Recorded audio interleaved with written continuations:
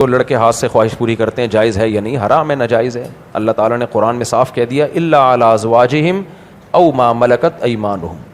بیوی کے سوا خواہش پوری کرنے کا کوئی راستہ آپ کے پاس نہیں ہے. اچھا، ڈاکٹر تصویر کے ایک رخ کو دیکھتا ہے، شریعت تصویر کے تمام رخوں کو دیکھتی ہے. ڈاکٹر کہہ دے گا بھائی ریلیکس ہونے کے لیے کر لو وغیرہ وغیرہ، ہو جائے گا وغیرہ.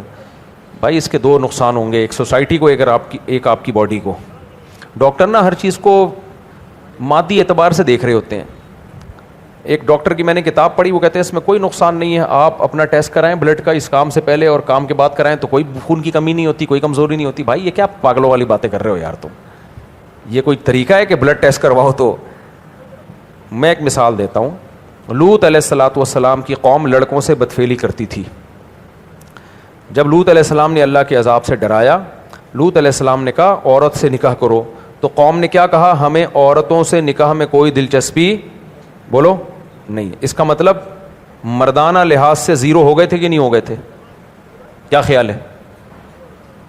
جب کسی کو عورت میں دلچسپی ختم ہو جائے، اس کی شادی ہو اور اس کو دل ہی نہ چاہے وہاں جانے کو، تو یہی تو مردانہ کمزوری ہے. حالانکہ ان کا بھی بلڈ ٹیسٹ کراتے تو بالکل رپورٹ کلیئر آتی. کیا خیال ہے؟ اس سے پتا چلا کہ یہ گیم کس کا ہے؟ جو سیکشولی ویک ہوتے ہیں نا، جسم سے زیادہ یہ کھیل کس کا ہوتا ہے؟ کھوپڑی کا ہوتا ہے.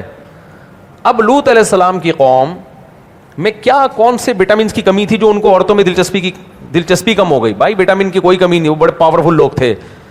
بات یہ کہ اپنی خواہش کو غیر فطری طریقے سے جب پورا کیا تو ادھر ہی سیٹ ہو گئے تھے. پھر وہ نہیں آئی میرا خیال ہے بات. وہ سیٹ کہاں ہو گئے؟ اسی پہ سیٹ ہو گئے. تبھی یہ جو لڑکوں سے بدفعلی کرتے ہیں نا، یہ کم بخت مردانہ لحاظ سے زیرو ہو جاتے ہیں. وجہ اس کی کہ مینٹلی طور پر ادھر ہی سیٹ ہو جاتے ہیں یہ.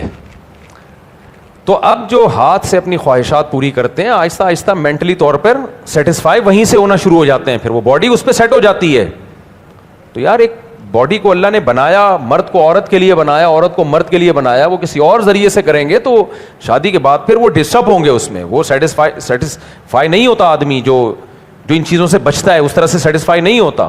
میرے سامنے ایسے بھی کیس آئے ہیں، شادی ہو گئی لیکن وہ کہہ رہے ہیں ہم یہی کام کرتے ہیں تو ہم سیٹسفائی ہوتے ہیں، بیوی پہ نہیں سیٹسفائی ہوتے ہم. اس سے بڑی کیا زندگی میں تباہی ہوگی؟ تو اس لیے تصویر کے ایک رخ کو دیکھا جاتا ہے، دوسرے رخ کو دیکھا نہیں جاتا. اور دوسرا سوسائٹی کو خرابی کیا ہوتی ہے؟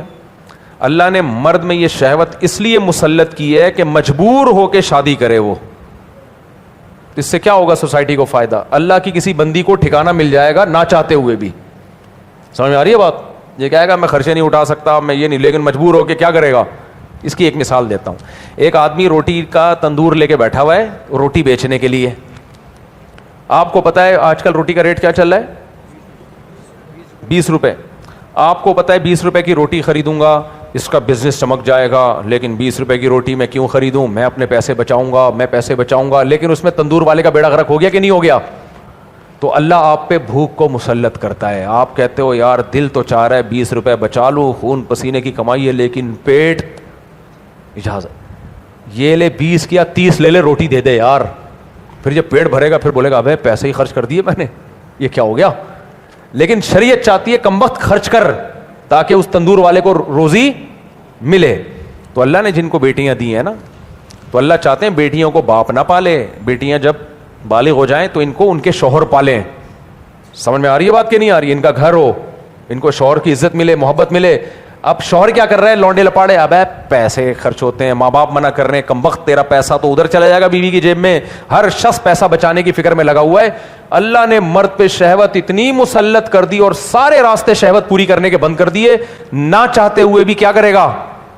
شادی کرے گا. کیوں؟ راتوں کی نیندیں اڑیں گی، دماغ خراب ہوگا، جیسے ہو رہا ہوتا ہے کماروں کا، سڑے ہوئے دماغوں کا، سڑیل لوگوں کا.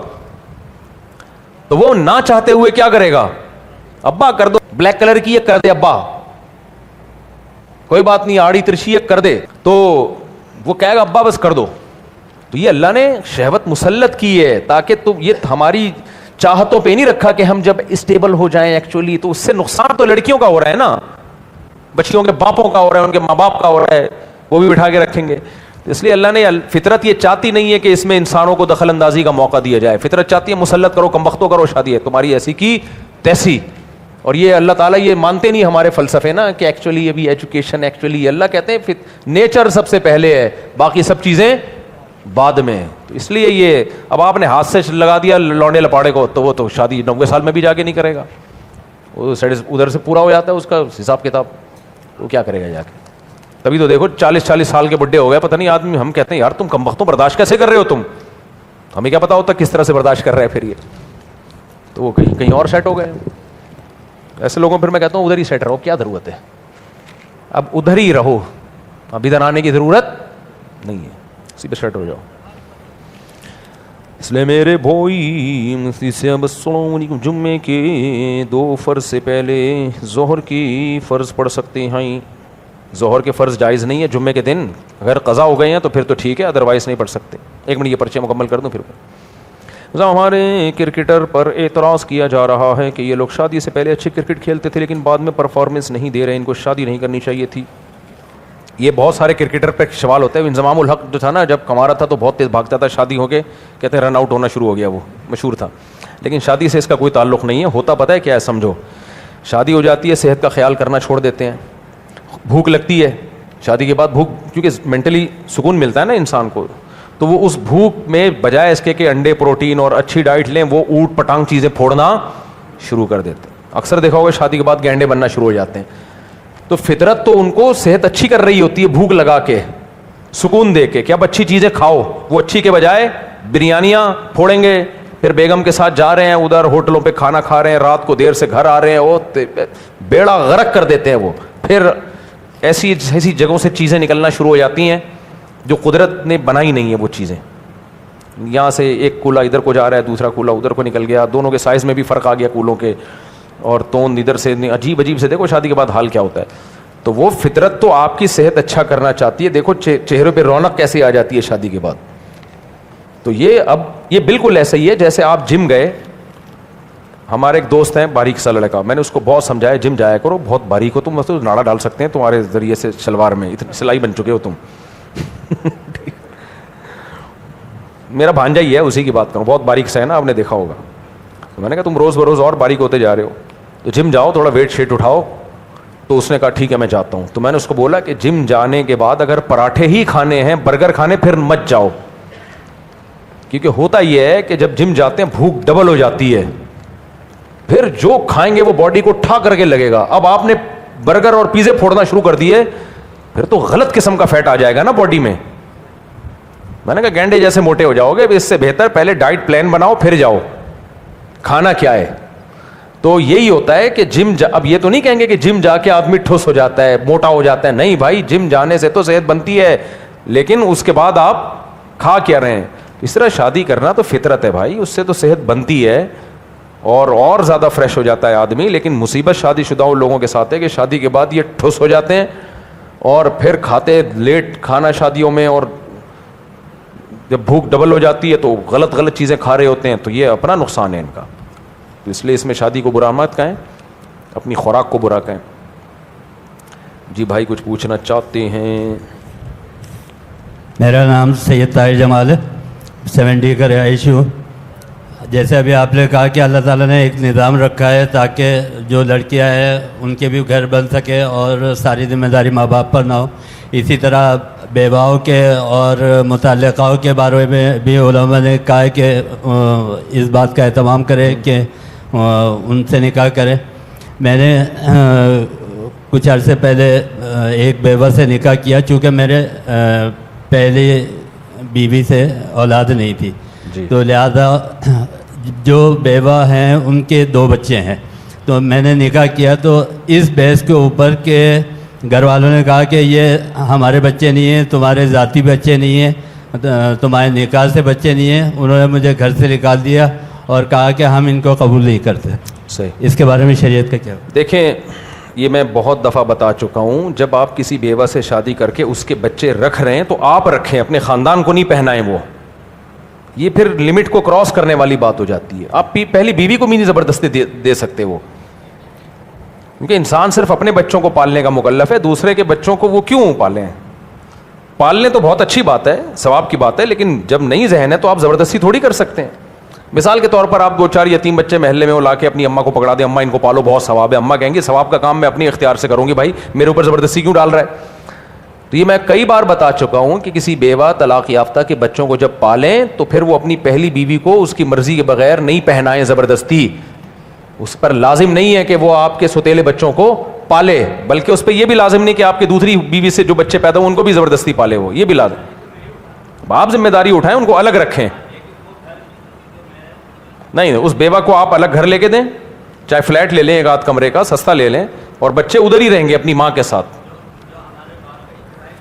نہیں, اس میں نہیں لائیں, نہیں لے کر آئیں. میں اس میں آپ کو نہیں اپریشیٹ کرتا. آپ نے یہ بیوہ سے شادی کر کے خاندانی کام کیا, اس کے بچے رکھ کے خاندانی, بچے خود رکھیں آپ.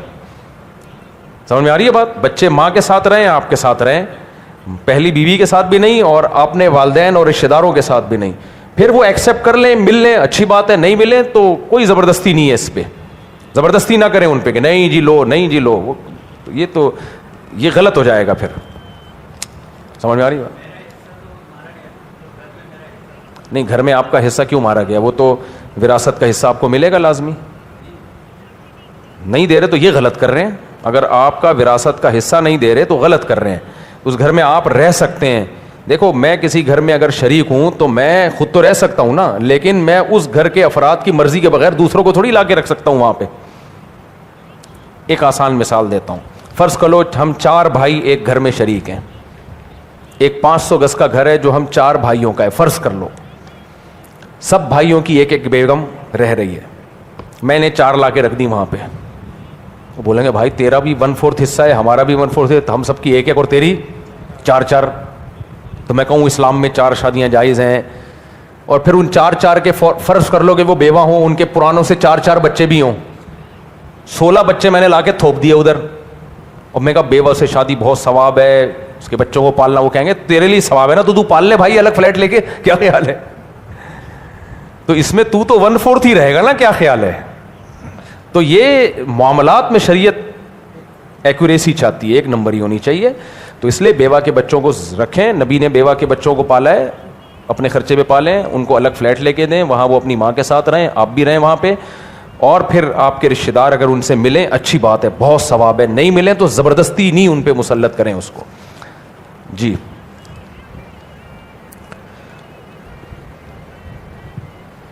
السلام علیکم. مفتی صاحب میرا یہ سوال ہے کہ سفر اور جنگی صورت کے علاوہ جو ظہر اور عصر کی نماز اور مغرب اور عشاء کی نماز اکٹھی پڑھ سکتے ہیں کیا اس میں؟ دیکھیں, مغرب, ظہر اور عصر کی نماز اور مغرب اور عشاء کی نماز اکٹھی پڑھ سکتے ہیں یا نہیں پڑھ سکتے, یہ مسئلہ بھی میں ریفرنسز کے ساتھ ریکارڈ کرواؤں گا. میں نے تیاری کی بھی ہے, ٹائم نہیں مل رہا, تو پورے ریفرنسز کے ساتھ.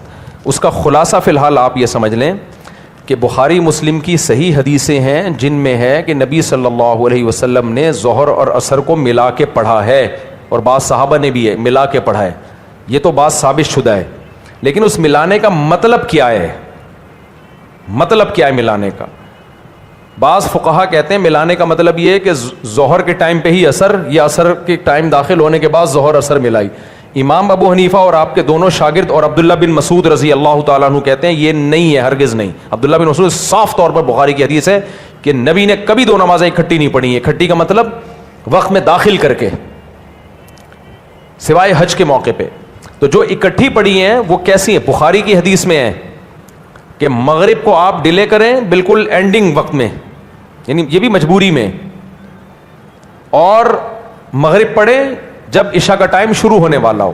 پھر بخاری کے الفاظ ہے ثم تلبس یسیرن, پھر آپ تھوڑی دیر ٹھہرے. یہ ٹھہرے اس لیے تاکہ عشاء کا وقت داخل ہو جائے, اور عشاء کا وقت داخل ہوتے ہی عشاء پڑھ لی. اس طرح سے جمع کیا جائے گا سفر میں نمازوں کو, یہ جائز ہے. اور یہ صرف سفر میں نہیں, بیماری میں بھی جائز ہے, کبھی مجبوری ہو تو اس میں بھی جائز ہے. تو اس میں آسانی ہوتی ہے کہ ایک ہی وضو سے ایک ہی دفعہ آپ کو نماز کے لیے فارغ ہونا پڑے گا, بار بار نہیں فارغ ہونا. تو یہ کوئی ضرورت ہو تو اس کی اجازت ہے, کیونکہ یہ تعویل اگر اچھا صحیح مسلم کی حدیث ہے جس میں آتا ہے کہ آپ نے عشاء کے وقت میں جمع بین الصلاتین کی ہے. اس سے بعض لوگ کنفیوز ہوتے ہیں, کہتے ہیں دیکھو مسلم کی حدیث میں تو آتا ہے کہ عشاء کا وقت داخل ہو چکا تھا اور اس میں مغرب اور عشاء کو جمع کیا ہے. اس کا مطلب مغرب کو عشاء کے وقت تک ڈیلے کیا گیا ہے. اس کا جواب یہ ہے کہ حدیث کے راوی کے الفاظ یہ ہرگز نہیں ہے کہ مغرب کی نماز کو آپ عشاء کی اندر لے کر گئے ہیں، یہ نہیں ہے کہیں بھی، بلکہ اس کا مطلب راوی کا یہ ہے کہ جو جمع کا عمل کمپلیٹ ہوا ہے نا، اکٹھے کرنے کا عمل، وہ عشاء کے ٹائم پہ ہوا ہے، کیونکہ عشاء کے وقت کے اندر پڑھی گئی ہے، مغرب پڑھی گئی بالکل آخری وقت میں، اور عشاء کا وقت داخل ہوتے عشاء پڑھ لی، تو جمع کا عمل جو کمپلیٹ ہوگا وہ عشاء کے وقت میں ہوگا. تو بخاری کی حدیث امام ابو حنیفہ کو سپورٹ کر رہی ہے. اور عبداللہ بن مسعود تو نبی کے سفر حضر کے ساتھی تھے، وہ تو صاف کہتے تھے کہ نبی نے کبھی دو نمازوں اکٹھا نہیں پڑھا، یعنی اکٹھے کا مطلب کہ ظہر کے وقت میں عصر پڑھ لی ہو یا عصر کے وقت کے اندر لے جا کے ظہر پڑھی ہو. اتنے بڑے صحابی کا بیان، اور وہ فقہ میں اور تفقہ میں علم میں دوسرے صحابہ پر آپ کو فضیلت ہے، سوائے حج کے موقع پہ، وہ حقیقی جمع ہے. تو اس لیے اس میں امام ابو حنیفہ کا موقف کمزور نہیں ہے. اور اگر آپ یہ حدیث میں یہ مطلب نہیں کرتے، دو نمازوں کی یہ تعویل نہیں کرتے، تو پھر اس حدیث کا تو کسی کے پاس کوئی جواب ہی نہیں ہے جس میں آتا ہے، بخاری مسلم کی حدیث ہے جس میں آتا ہے کہ نبی نے بغیر سفر کے، بغیر بارش کے، بغیر عذر کے بھی دو نمازیں اکٹھی پڑھی ہیں، حالانکہ اس کا تو کوئی بھی قائل نہیں ہے. تو وہاں بھی اکٹھی کا اگر یہ مطلب لیا جائے کہ ظہر کو ڈیلے کیا عصر کے وقت تک اور عصر کو اول وقت میں پڑھا، تو یہ آپ نے پڑھا. اور صحابی سے پوچھا ایسا نبی نے کیوں کیا؟ فرمایا تاکہ امت حرج میں واقع نہ ہو، یعنی اس پر بھی عمل کر سکے. تو اس طرح امام حنیفہ کی عادت یہ، جو فقہ حنفی جنہوں نے ڈیپ میں جا کے پڑھا ہے نا، تمام حدیثوں کو اور قرآنی آیات کو سامنے رکھ کے فیصلہ کرتے، وہ کبھی بھی ایک حدیث پہ فیصلہ نہیں کرتے. امام حنیفہ کا مشہور قول ہے کہ میں نے موزوں پہ مسح کا فتویٰ اس وقت دیا جب میرے سامنے سورج کی روشنی کی طرح کثرت سے حدیثیں آ گئیں جس سے ثابت ہوا کہ نبی نے موزوں پہ مسح کیا ہے. بھائی ایک حدیث آ جاتی آپ فتویٰ دے دیتے نا، کہا نہیں، کیونکہ قرآن میں پاؤں دھونے کا حکم ہے، تو قرآن قطعی ہے، یقینی ہے. تو انہوں نے کہا میں قرآن جو اتنا متواتر ہے اس کو کیسے چھوڑ سکتا ہوں؟ جب تک سورج کی روشنی کی طرح میرے سامنے کثرت سے حدیثیں نہیں آ گئیں جن میں واضح نہیں ہوا کہ مسح موزوں پہ جائز، یعنی جو چمڑے کے موزے یا جو خفین جسے کہا جاتا ہے، تو اس وقت تک میں نے اس کے جواز کا فتویٰ نہیں دیا. تو نماز کا مسئلہ تو سب سے اہم ہے. اب دیکھو آپ، قرآن نے حکم کیا دیا ہے، جنگ کی حالت میں بھی اللہ نے نماز کا طریقہ بدل دیا، طریقہ کہ کھڑے ہو کے پڑھو، سواری پہ بیٹھ کے پڑھو. اور آگے کیا فرمایا؟ ان الصلاۃ کانت علی المؤمنین کتابا موقوتا، نماز مومنین پر مقررہ اوقات میں فرض ہے. یہ اشکال کا جواب دیا اللہ نے کہ اللہ جنگ کی حالت میں بھی تو کہہ رہا ہے کہ کھڑے ہو کے نہیں پڑھ سکتے، سواری پہ بیٹھ کے پڑھ لو، ایسے تو چھوڑ دیتے ہیں، وہ ڈیلے کر لیں گے اس وقت میں. فرمایا نہیں، ہر نماز کا ایک متعین ٹائم ہے. اور نبی کی بخاری کی حدیث ہے جو سفر میں آپ نے فرمائی ہے کہ لیس فی النوم تفریط، اگر نماز سوتے میں نکل جائے تو یہ کوتاہی نہیں ہے کیونکہ نیند پہ کنٹرول نہیں ہے. انما التفریط فی الیقظہ، کہ جاگتی حالت میں تفریط ہے. اور تفریط کی ڈیفینیشن نبی نے کیا فرمائی کہ نماز کو اپنے وقت سے ڈیلے کر دیا جائے. تو یہ نماز جو آ رہی ہے تو پانچوں نمازیں مراد ہے نا اس سے. اور ویسے بھی جب اسلام میں 5 نمازیں ہیں تو اس کا مطلب 5 اوقات میں ہیں، کیونکہ اگر 3 اوقات میں 5 نمازیں ہیں تو وہ پریکٹیکلی 3 نمازیں کہلائیں گی پھر وہ، کیونکہ نماز میں ٹینشن ہی یہی ہے کہ ٹائم کا خیال کرنا. اور اگر عصر کو ظہر کے ساتھ پڑھنا جائز ہوتا تو پھر قرآن یہ کیوں کہتا حافظوا علی الصلوات والصلاۃ الوسطی، نمازوں کی حفاظت کرو خصوصاً درمیانی یعنی عصر کی نماز کی. پھر اس کی حفاظت کیا ہے؟ یہ حفاظت اس لیے کہ اس کا ٹائم شارٹ ہے. تو اگر یہ ظہر کے وقت میں ہی عصر کا بھی ٹائم شروع ہو جاتا ہے اور مغرب سے تھوڑی دیر پہلے تک ظہر عصر دونوں کا ٹائم رہتا ہے، تو پھر اتنی امپورٹنس کیوں دی جا رہی ہے عصر کو؟ ہے بھائی، اتنی امپورٹنس کیوں دی جا رہی ہے کہ اس کی خاص حفاظت کرو. تو ان تمام دلائل کو جب آپ سامنے رکھو گے، ترازو کے ایک پلڑے میں رکھو گے، تو امام حنیفہ کا موقف اس میں بہت مضبوط ہے. اور ویسے بھی اسلام میں توحید کے بعد سب سے اہم حکم ہے کیا؟ نمازیں ہیں. تو اس میں کمزور بات پہ چھوڑا نہیں جائے گا نمازوں کو اس طرح کے. اور اہل حدیثوں نے تو یہاں تک بھی فتوے دیے شاپنگ کے لیے جانا ہے ظہر کے ساتھ عصر پڑھ لو. اور سعودی عرب میں کر رہے ہیں لوگ اس پہ عمل، شاپنگ کے لیے جانا ہے ظہر کے ساتھ عصر پڑھ لو، دیر ہو رہی ہے تو مغرب کو عشاء کے ساتھ پڑھ لو. بھائی نہیں، ایسا نہیں ہے. یہ بخاری کے الفاظ یاد رکھیں، مغرب کو ڈیلے کیا، ثم تلبث یسیرا، مغرب پڑھی تھوڑی دیر ویٹ کیا، پھر عشاء پڑھی ہے. تو اس لیے مسلم کی حدیث کا مطلب وہ بیان کیا جائے گا جو بخاری کے پہ فٹ بیٹھ رہا ہو.